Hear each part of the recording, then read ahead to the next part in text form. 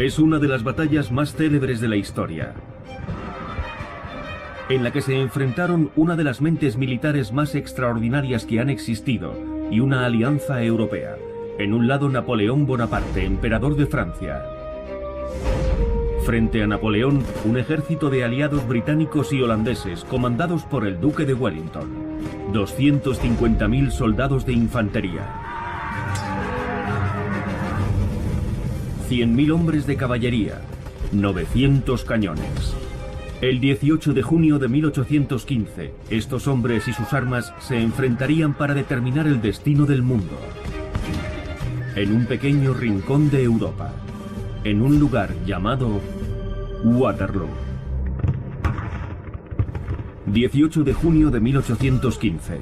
Tras 4 horas de batalla en Waterloo, dos grandes ejércitos están atrapados en un combate mortal. En un lado, Napoleón Bonaparte, emperador de Francia.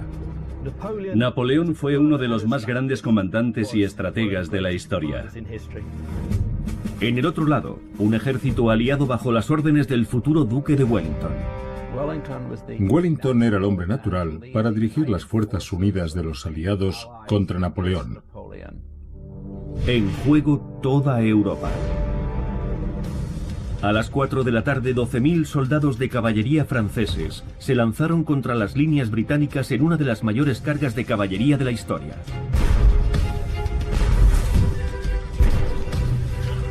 ¡Formen cuadros!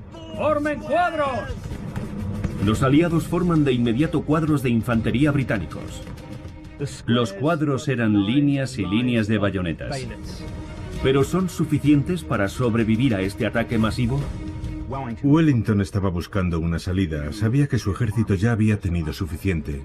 El resultado de este choque determinará el curso de la batalla y el futuro de Europa.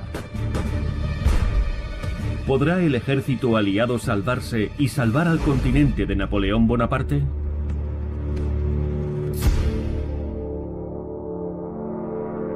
Diez años antes, en 1805, Napoleón había comenzado la expansión del Imperio francés, ganando batalla tras batalla, marchando victorioso, hasta que tuvo bajo su control prácticamente toda Europa occidental. Pero su intento de conquistar Rusia fracasó. Aunque derrotó al ejército ruso, no pudo derrotar al invierno ruso. En 1814, las fuerzas aliadas capturaron a Napoleón. Restauraron la monarquía francesa y exiliaron al emperador derrotado en Elba, una pequeña isla del Mediterráneo. Las naciones aliadas de Europa creían que Napoleón Bonaparte había dejado de constituir una amenaza. Estaban equivocadas. Abril de 1815, un mensaje llega a París. Napoleón ha escapado. El mariscal Michel Ney, antiguo general de Napoleón, es enviado con una brigada de soldados franceses a detener al fugitivo o matarlo. ¡Es él! ¡Es Napoleón!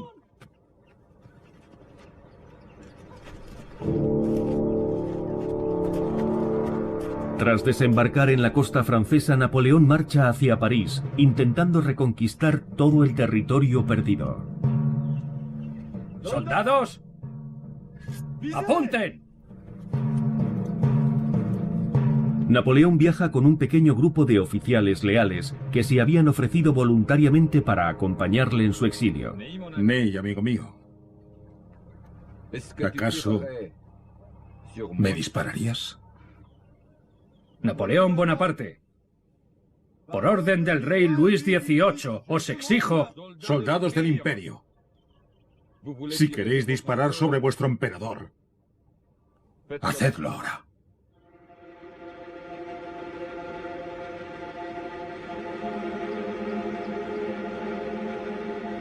¡Soldados! ¡Apunten! Porque no me detendré hasta haber reconquistado el continente que es legítimamente nuestro.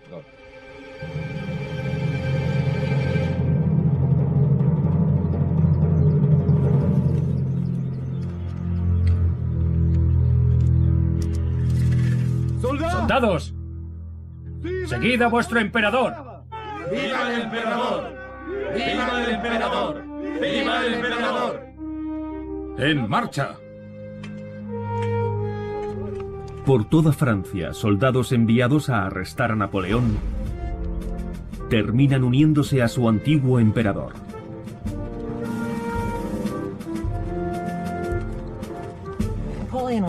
Napoleón era un soldado magistral, un estratega brillante, y era además absolutamente implacable. 3 semanas después, Napoleón ha regresado a París y tiene la lealtad de todo el ejército francés. Casi de inmediato, Europa vuelve a unirse para enfrentarse al nuevamente coronado emperador de Francia. Gran Bretaña, Austria, Prusia y Rusia declararon la guerra, pero no a un Estado, no a Francia. Declararon la guerra a un individuo, Napoleón. Un inglés llamado Arthur Wellesley, futuro duque de Wellington, llega a Bruselas para comandar a un ejército aliado, convocado de inmediato para destronar a Napoleón. Como comandante, Wellington es sustancialmente distinto a Napoleón. Wellington era autocrático, aristocrático. No era el tipo de militar cálido y afectuoso. No le gustaban los soldados de clase baja a los que debía tener bajo sus órdenes. Los llamaba escoria. Y no los consideraba una fuerza de combate eficaz. Es un ejército muy débil, mal equipado, con oficiales muy frágiles. Pero sus tácticas de combate eran fantásticas y sus hombres le tenían un gran respeto. Napoleón, por otro lado, profesaba un gran respeto a sus soldados, y a cambio le eran profundamente leales. Hombres agonizantes gritaban «¡Viva el emperador!» cuando pasaba. Pero su mayor diferencia radica en su forma de enfocar las batallas. Napoleón era un maestro absoluto de la ofensiva, del ataque, y se iba a enfrentar al maestro absoluto de la defensa, Wellington. Uno de los aliados de Gran Bretaña es Prusia, el reino líder del Imperio Germánico. El ejército prusiano está bajo las órdenes del veterano mariscal de campo, conde Gebhard von Blücher. En la batalla de Waterloo, Blücher tenía 72 años. A pesar de su avanzada edad, seguía siendo un hombre lleno de pasión. Era mujeriego, bebedor, amaba la vida y matar franceses. Mi general, una carta. No tengo tiempo para correspondencia. Pero, mi general, es de Napoleón. Se ofrece a negociar la paz. Napoleón envió ofertas de paz a sus antiguos enemigos sin obtener resultados. Napoleón. Napoleón es una amenaza. Nos derrotó. Y podría derrotarnos de nuevo, pero nunca claudicaremos. ¡Jamás! Lo último que Napoleón quiere hacer en 1815 es ir a la guerra. No está preparado. Los aliados le declaran la guerra, así que no fue él quien la provocó, la guerra lo llamó a él. Izquierda, derecha, izquierda, derecha, izquierda, derecha. En junio de 1815, Wellington y Blücher unen sus tropas para batallar. Blücher, con más de 125.000 soldados prusianos, se encuentra al este de Bruselas. Wellington, cerca de la costa de Bélgica, tiene una fuerza de tropas británicas y holandesas que supera los 100.000 soldados. Los dos ejércitos se preparan para unirse y marchar hacia París en un abrumador despliegue de fuerza. Napoleón se ve arrinconado. Sabe que en Bruselas tiene a Wellington y sus ejércitos y los prusianos están cerca. Su concepto es que la mejor defensa es un ataque rápido y decisivo. Napoleón decidió lanzar una ofensiva, cruzar la frontera de Francia, entrar en Bélgica y atacar. Napoleón se mueve con rapidez para asegurarse de que Wellington y Blücher no tengan tiempo de unir sus fuerzas. Conduce a su ejército de 130.000 soldados al norte para enfrentarse a los ejércitos aliados por separado. Napoleón concentraba todo o la mayor parte de su poder ofensivo en un elemento del ejército enemigo. Lo destruía. Luego volvía a concentrar su poder ofensivo en otro elemento del ejército enemigo. Lo destruía hasta que conseguía romper la voluntad combativa del enemigo. En su primera acción militar desde el exilio, la estrategia de Napoleón de dividir y conquistar funciona a la perfección. El 16 de junio de 1815, sus tropas de avance aíslan y atacan a una fuerza prusiana mucho más pequeña. Los prusianos caen rápidamente ante las fuerzas francesas más numerosas.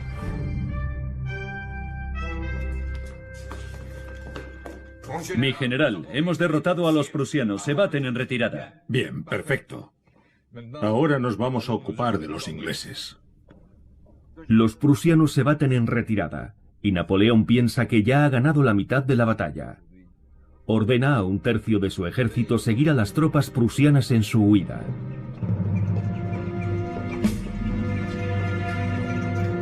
Es la mañana del 18 de junio de 1815. Napoleón ha llevado a su recién reconstruido ejército a los campos de Bélgica. ¡Viva el emperador! ¡Viva el emperador! ¡Viva el emperador!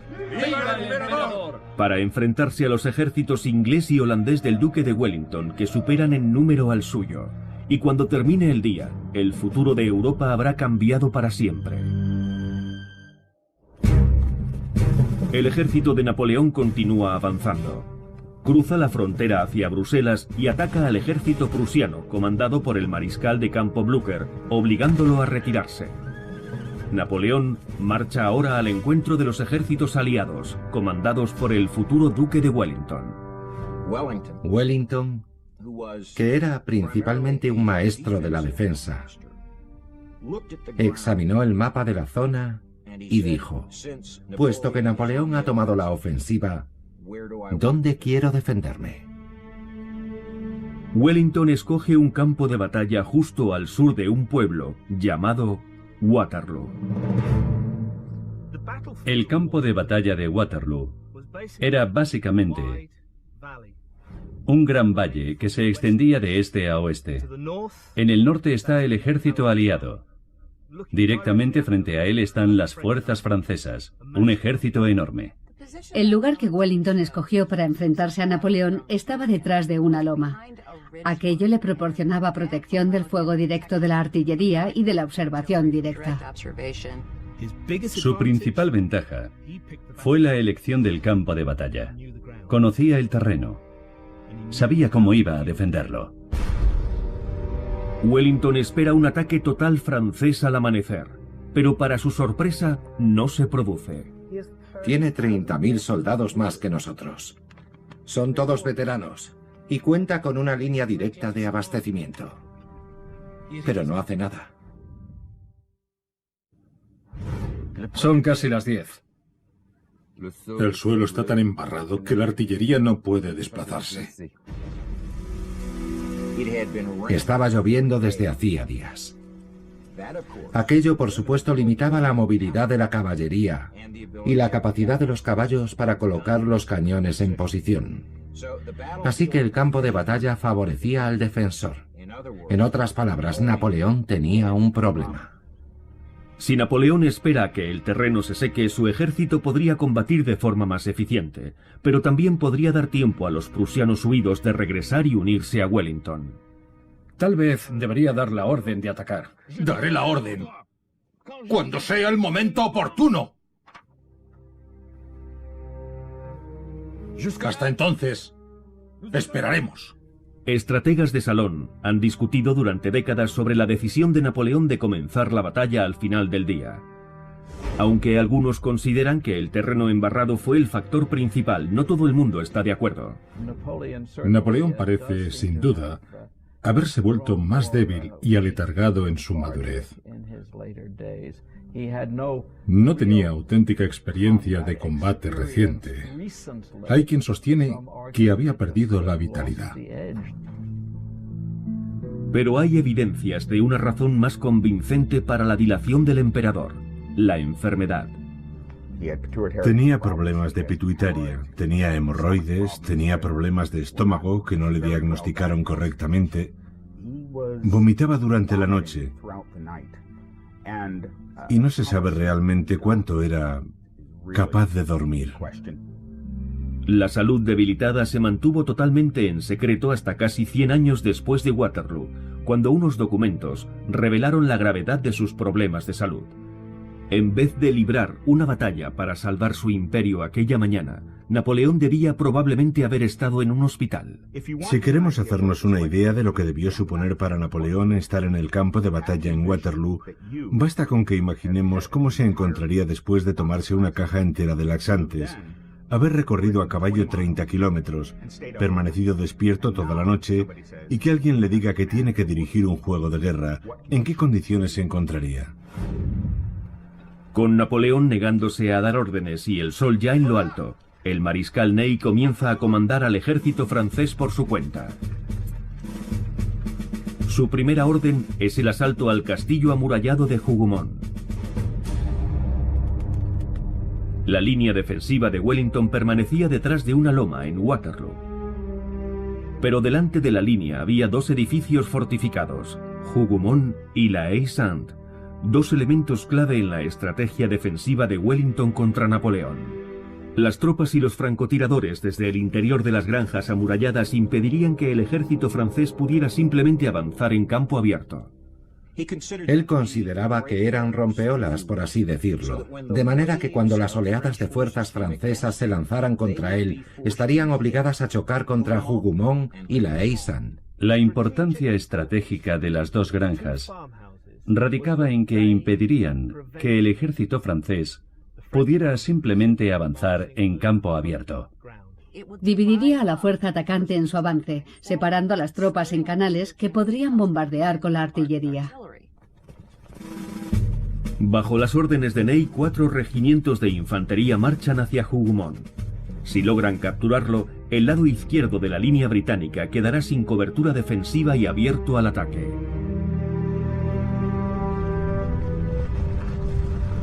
Dentro del castillo hay un puñado de hombres de la Guardia Coldstream, un regimiento de élite británico. A las 10 de la mañana los franceses lanzan el ataque. ¡Vienen los franceses! ¡Vienen los franceses! ¡Adelante, a por ellos!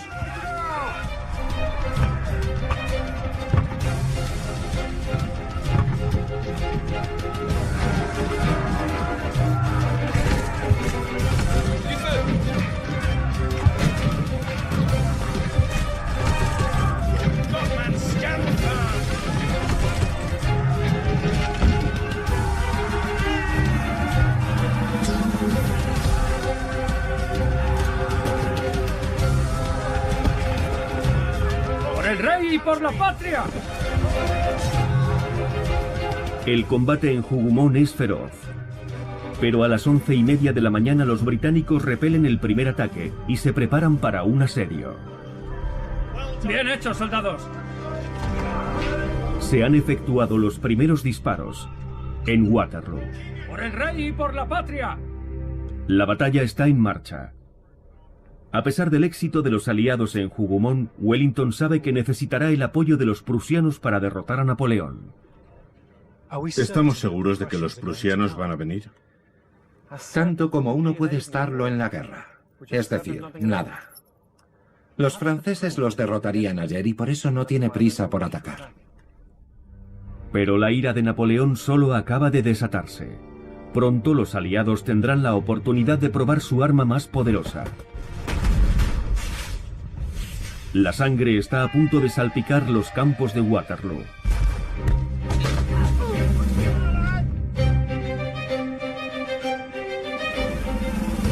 Un ataque francés sobre el castillo de Hougomont ordenado por el mariscal Ney ha fracasado.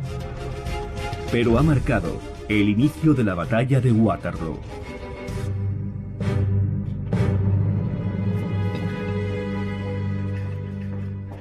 ¿Y esos disparos? ¿Quién los ha efectuado? Una escaramuza, Excelencia.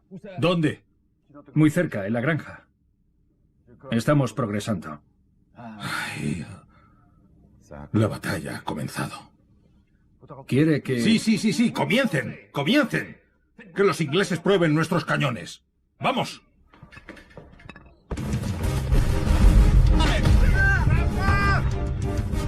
¡Mantengan la línea! A mediodía la artillería francesa abre fuego contra las líneas británicas. ¡Mantengan la línea! 80 cañones disparando balas sólidas de 12 libras arrasan las líneas británicas. Pero Wellington no permite a los británicos responder a los disparos. Reservará las balas de sus cañones para cuando la infantería y la caballería francesa se aproximen a sus líneas.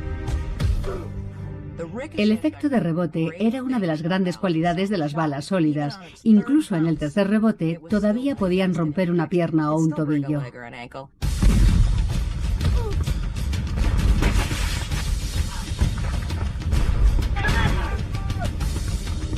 Combate sin cuartel. Por supuesto, señor. Veamos quién aguanta más. A 20 kilómetros de distancia, Blücher y los prusianos se están reagrupando después de ser derrotados por los franceses el día antes. Pero en vez de batirse en retirada en dirección este de vuelta a Prusia, el astuto general se dirige al norte. Debemos permanecer en contacto con Wellington. Pero, mi general, no sabemos dónde está. Sigan el sonido de los cañones.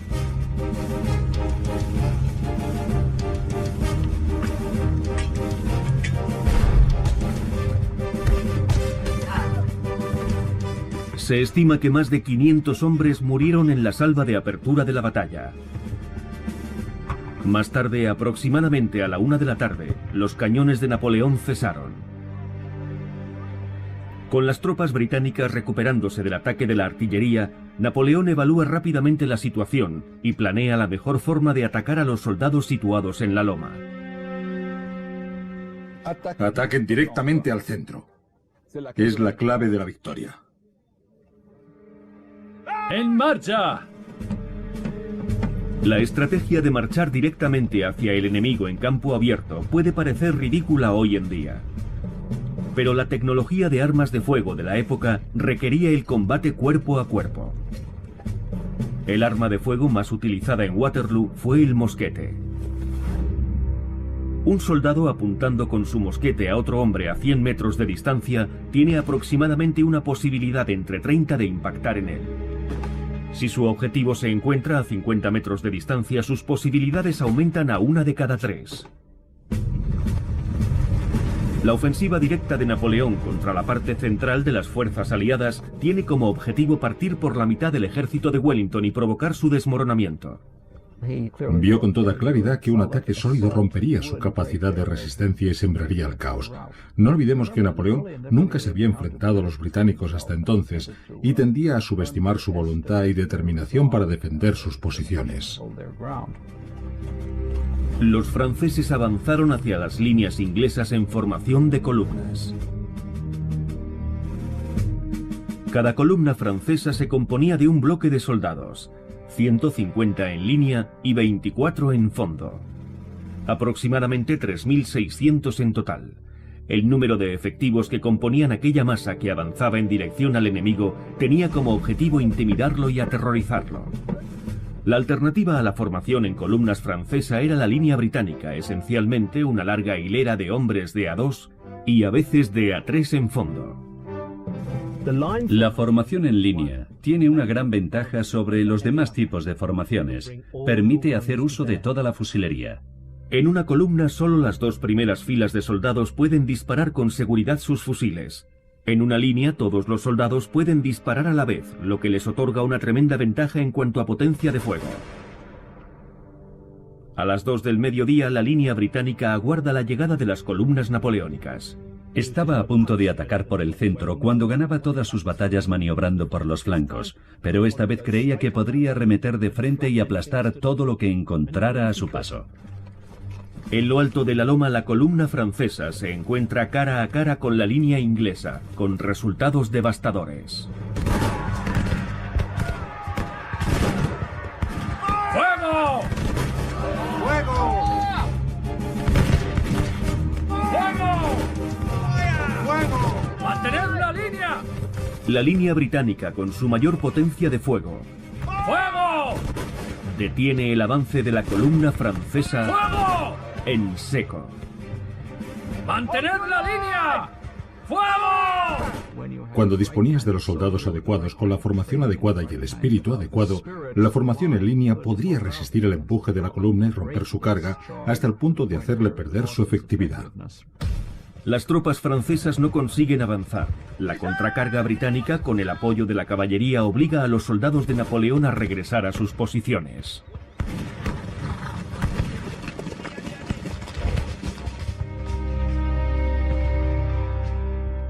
Señor, hemos llevado la batalla al terreno de Napoleón. Habla como si la batalla hubiese terminado, Uxbridge, pero solo veo 2 brigadas de caballería destruidas y miles de hombres muertos, y nuestras líneas donde estaban esta mañana.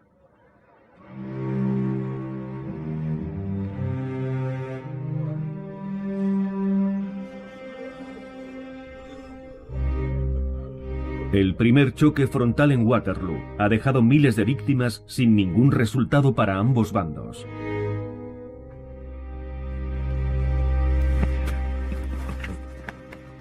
¿Dónde estamos? ¿Y la infantería? De regreso. ¿De regreso? ¿Cómo que de regreso? ¿Por qué? El centro es la clave, Ney. Wellington está a punto de desmoronarse y nosotros ni siquiera somos capaces de mantener el centro. Esa granja, ¿es nuestra? Napoleón se da cuenta de que no puede controlar el campo de batalla sin antes tomar la Haie-Sainte. No, Alteza. Pues tómela, cueste lo que cueste. No quiero volver a verle hasta que el centro esté en nuestras manos. Han transcurrido 3 horas desde el comienzo de la batalla de Waterloo. La línea británica ha resistido, pero Wellington es consciente de que no hay nada decidido. Las líneas de batalla permanecen inamovibles y miles de soldados yacen muertos. Sin embargo, la batalla está a punto de dar un giro. ¡Los franceses! ¡Los franceses! 18 de junio de 1815. Napoleón Bonaparte se dispone una vez más a dominar Europa.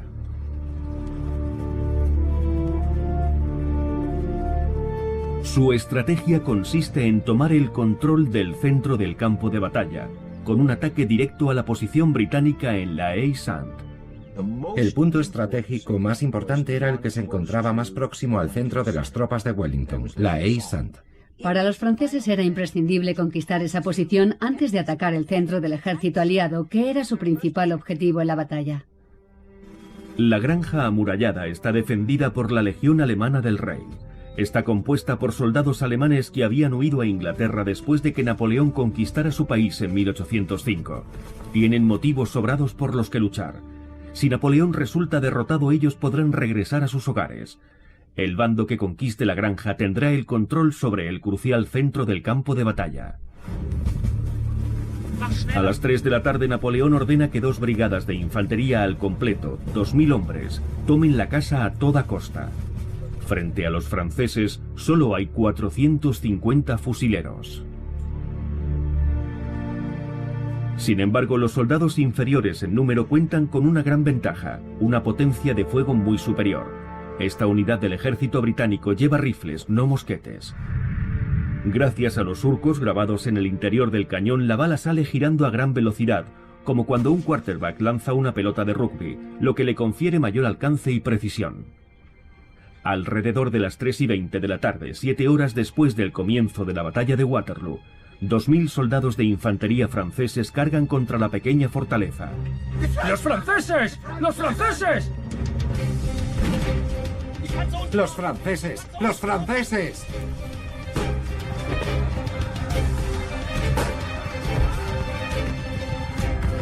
¡Adelante! ¡Atacad! ¡Atacad!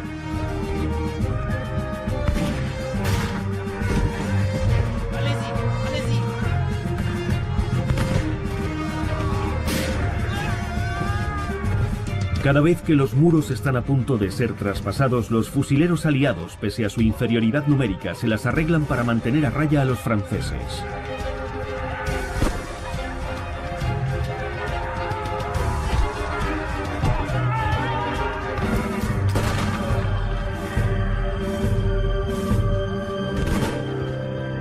Cerca de las 4 de la tarde los soldados franceses se retiran. Más de 400 soldados de Napoleón yacen muertos. Las tropas aliadas han sufrido también grandes bajas, pero consiguen mantener la posición. Casi se requieren más hombres para tomar y capturar una posición de esa naturaleza que para defenderla. Los soldados británicos mantenían la posición hasta ser relevados, y si no morían en sus puestos, pero nunca abandonaban. Durante el asalto a la fortaleza amurallada, la artillería francesa martilleó despiadadamente las líneas británicas. La carnicería provocada por el fuego de los cañones fue tal que Wellington ordenó a sus tropas replegarse detrás de la elevación que dominaba el campo de batalla. El mariscal Ney creyó que los británicos se retiraban. Lo que hicieron fue buscar refugio detrás de la loma. Pero Ney creía que la victoria era suya y que solo restaba destruir a las tropas en retirada. Cuando el enemigo se retiraba, lo habitual era lanzar a la caballería. A las 4 de la tarde aproximadamente, el mariscal Ney ordena montar a la caballería francesa. En una impresionante demostración de poder, 12.000 soldados de caballería franceses cargan contra la posición británica.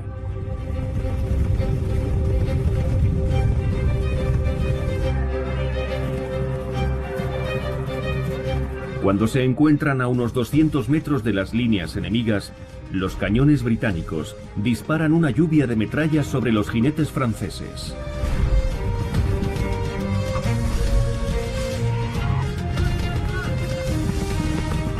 La infantería británica está a punto de enfrentarse a una de las mayores cargas de caballería de la historia.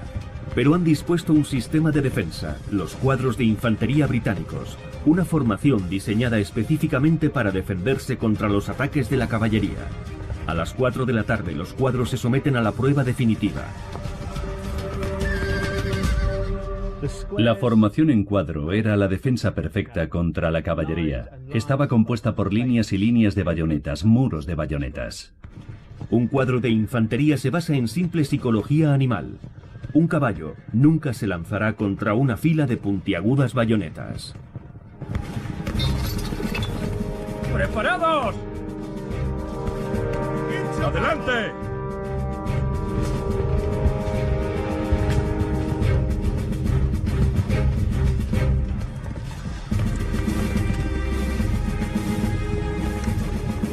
Viendo a la caballería incapaz de romper los cuadros, Ney ordena su retirada. Y acto seguido ordena una nueva carga. Cada vez que la caballería es rechazada, los cañones franceses bombardean los cuadros británicos hasta que la caballería puede reanudar la carga. La artillería francesa causó terribles estragos en los cuadros británicos.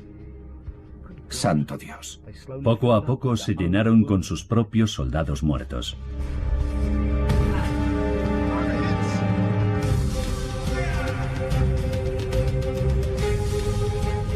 Una y otra vez, la caballería francesa cargó contra el enemigo. Y una y otra vez, los cuadros británicos se sintieron flaquear, pero resistieron.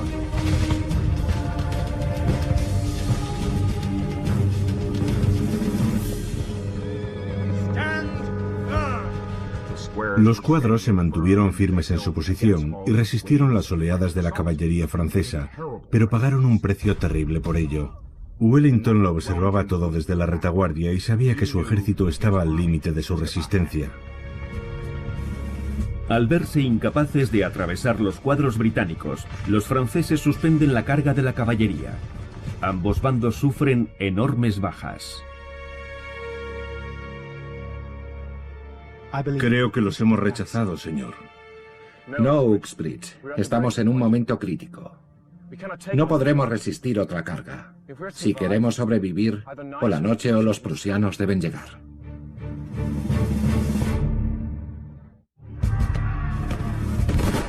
A las 5 de la tarde, la batalla de Waterloo se encuentra en un punto muerto. La carga masiva de la caballería francesa ordenada por Michel Ney había causado numerosas bajas en ambos bandos. Napoleón sabía que el movimiento de Ney había sido un error casi fatal. Wellington está a punto de desmoronarse, Excelencia. Un último ataque y acabaremos con él. ¿Un último ataque con qué? Ha destruido usted mi caballería, ha destruido mi ejército. Ney era el más valiente entre los valientes, pero no era el más inteligente. Y no era el comandante en cuyas manos se podía dejar una operación de tal naturaleza. Era sin lugar a dudas un valiente, y era un conocedor de las tácticas militares, pero tenía muy poca visión estratégica. A pesar de los contratiempos, Napoleón cree todavía que la victoria puede ser suya. En algunas batallas del pasado casi fracasó, pero al final lograba arrancar la victoria de las fauces de la derrota.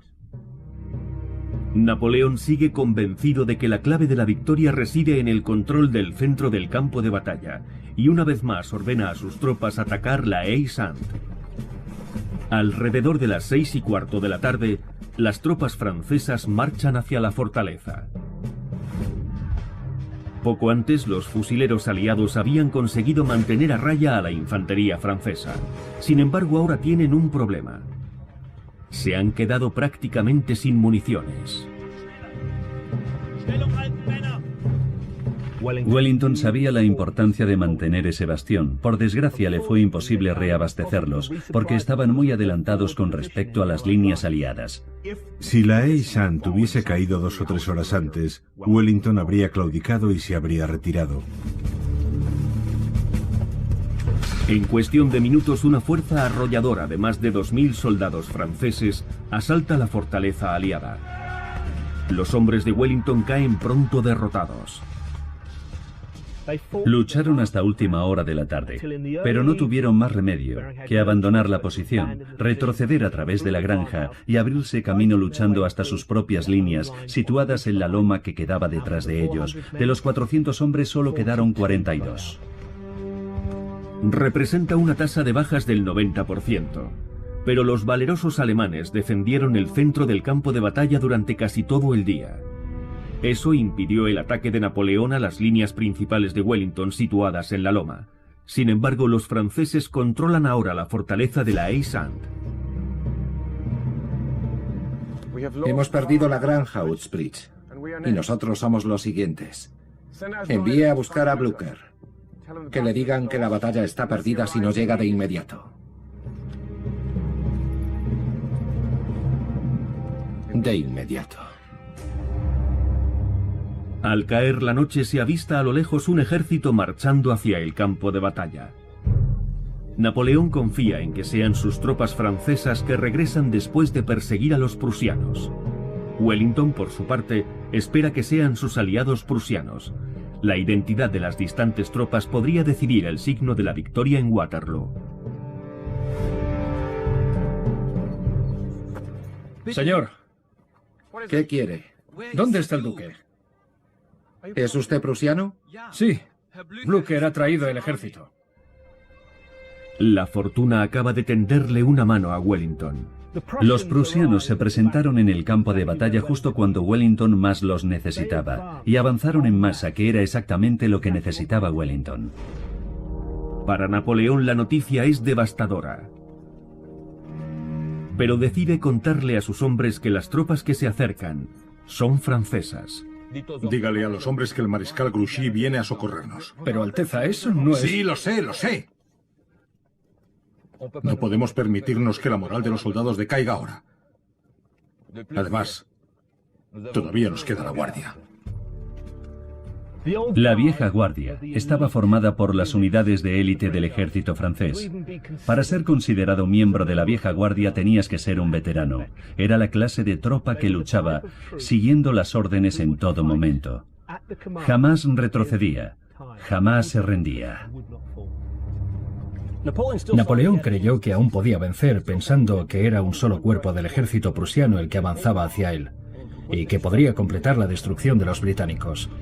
Si Napoleón actuaba con rapidez, podría destruir el ejército de Wellington antes de la llegada de los prusianos. En este momento todavía cuenta con superioridad numérica y con la Guardia Imperial. Si alguien es capaz de romper las agotadas líneas británicas, son ellos. Napoleón ordena a 4.500 de sus mejores soldados que marchen directamente hacia las líneas británicas. En 20 años de combates nunca habían sido derrotados. Envió a esos hombres al frente para atacar de nuevo a los británicos justo por el centro. Entonces Wellington da una orden sorprendente.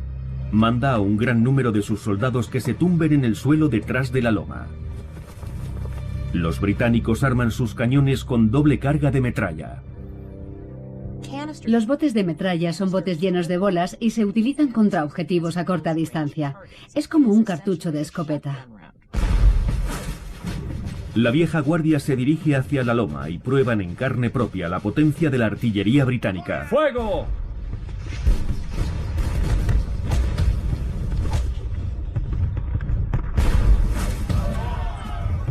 Pero la guardia no vacila.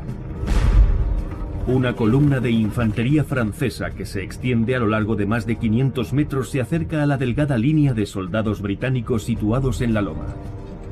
Cuando se aproximan a la cima del promontorio, comienza el cruce de fuego. La primera línea de soldados británicos es derrotada fácilmente. Napoleón cree que ha obtenido una victoria fácil. Sin embargo, Wellington está a punto de ordenar una maniobra sorpresa, que dará un giro al rumbo de la batalla y cambiará el futuro de un continente.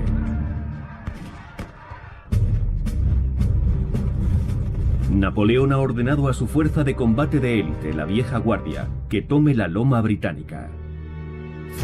Pero Wellington tiene reservada una sorpresa para los franceses.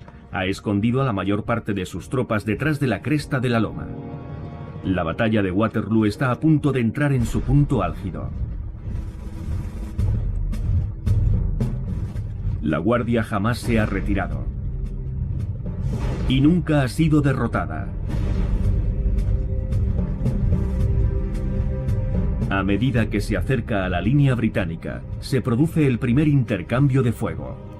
¡Fuego! ¡Fuego! Las unidades de choque de Napoleón derrotan fácilmente a la primera línea de las tropas británicas. Cuando la Guardia Imperial se dirige a la cima de la loma, los soldados piensan que les aguarda una victoria fácil. Entonces Wellington desvela su mayor sorpresa. Ahora, Maitland.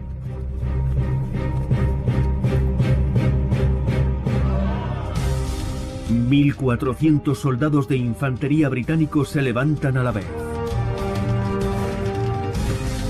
¡Fuego!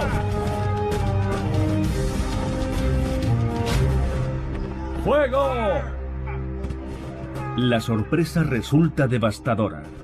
El 20% de los soldados franceses cae tras la primera andanada británica.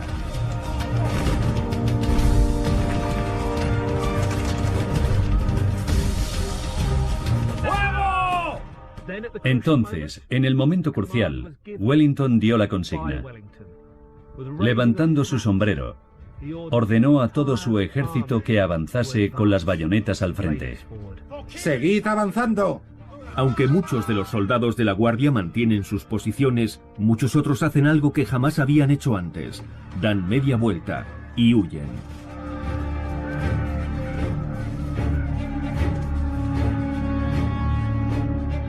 ¡Adelante! ¡Deprisa! Entonces empezó a correr la voz de un lado al otro de las filas. La guardia retrocede. Pronto les sigue la mayor parte del ejército. En cuestión de minutos, las fuerzas de Napoleón al completo se baten en retirada. La moral de los soldados se hundió. Fue el principio del fin.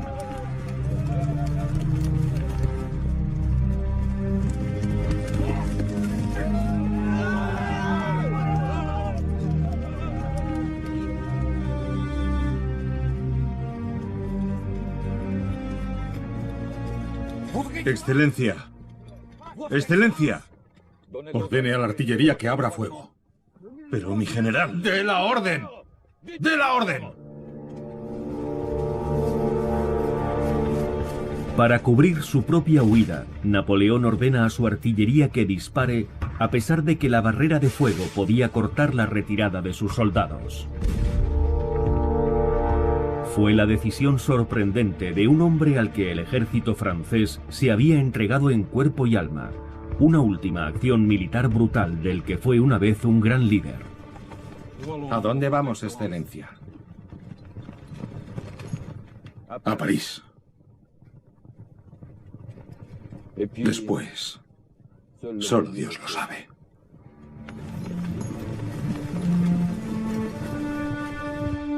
Después de 9 terribles horas, la victoria cae finalmente del lado de los aliados, pero a un terrible coste.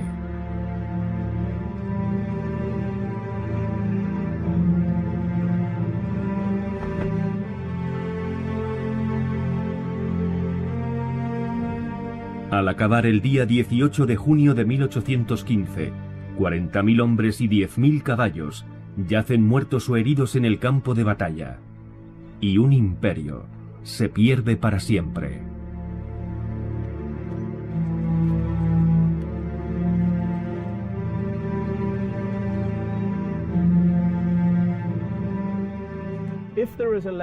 Si hay una lección que extraer de la batalla de Waterloo, es que un comandante debe conocer y comprender a su enemigo. Y no luchar hasta que estés totalmente preparado para hacerlo. El mariscal Michel Ney fue arrestado por la monarquía francesa recién restaurada. Fue acusado de traición a su majestad el rey y ejecutado por un pelotón de fusilamiento. Blücher se retiró después de la batalla de Waterloo y vivió 4 años más con la satisfacción de saber que había acabado con la carrera de su odiado enemigo. Wellington se convirtió en uno de los hombres más populares y poderosos en Gran Bretaña, y su victoria en Waterloo le serviría finalmente para convertirse en primer ministro de Inglaterra. Napoleón se entregó a las autoridades británicas y solicitó asilo con la esperanza de vivir como un ciudadano privado, acogido por el pueblo británico.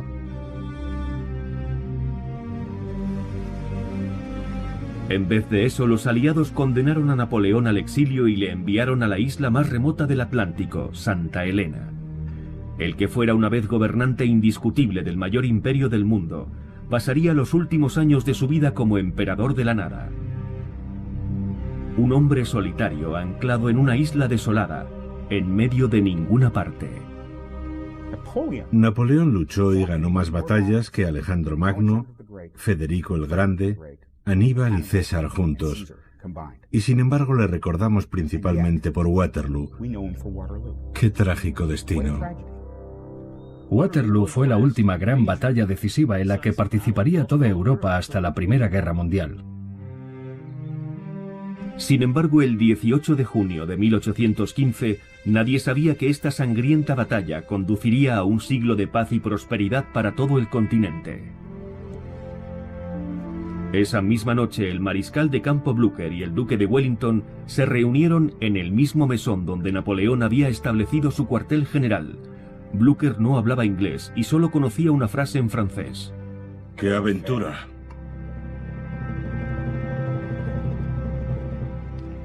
El 18 de junio de 1815, todo un continente cambió. El imperio europeo de Napoleón Bonaparte había sido decisivamente aplastado, y una sola batalla se convertiría para siempre en una metáfora de la derrota final, en un campo de batalla llamado Waterloo.